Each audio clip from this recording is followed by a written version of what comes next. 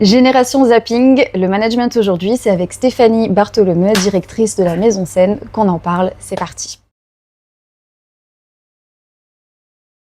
Quand tu as quelqu'un en face de toi dans le recrutement et que tu ne le sens pas, tu peux pas. Cette personne-là, tu la transformeras pas. C'est pas possible. C'est-à-dire que si la personne, elle te dit. Ce qui m'est arrivé, par exemple, de me dire, bah voilà, moi, travailler les week-ends, voilà, alors dans l'événementiel, pas travailler le week-end, c'est quand même un peu tendu. Oui. C'est un peu compliqué. Tout à fait. Et ben, si elle te dit ça à l'entretien, très souvent, moi, j'ai eu cette petite voix qui me disait, mais elle va adorer l'expérience, donc elle va forcément vouloir venir les week-ends. Elle va adorer l'expérience, elle va être présente truc, c'est un peu magique. Parce que tu te dis, toi, t'es dans un environnement magnifique. Et puis, il faut aussi se dire qu'on est à la Fouilleuse. Tu vois, t'es dans la plaine du Forêt, Saint-Étienne Métropole, mais limitrophe la plaine. Cette opportunité d'être dans une salle comme ça, elle est nulle part ailleurs, là. Donc, c'est tout nouveau, c'est faire partir d'un projet, tu vois. Et en fait, non. Donc, il faut être vraiment à l'écoute, en fait, de ce que l'autre dit et pas se projeter avec ce que nous, on pense qui est bon, en fait. Ce qui nous plaît, se dire, bah, c'est sûr, ça va lui plaire aussi, quoi. C'est ça. Et puis, c'est une notion de valeur aussi.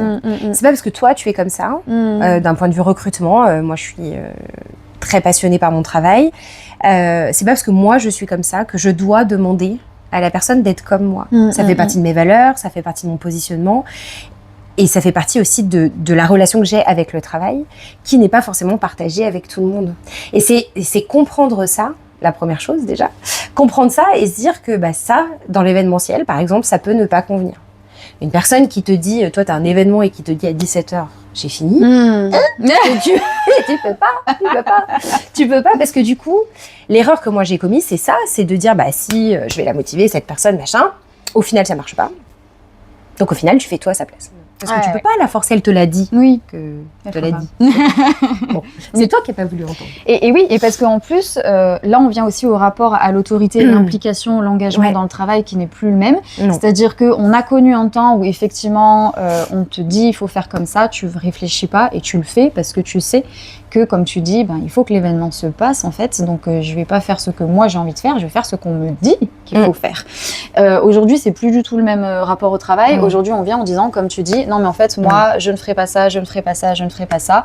Et on croit, nous, avec notre génération, que oui, il me dit ça, mais après, il va être embarqué dans le sujet et puis il va bien comprendre qu'en fait, c'est mieux de le faire.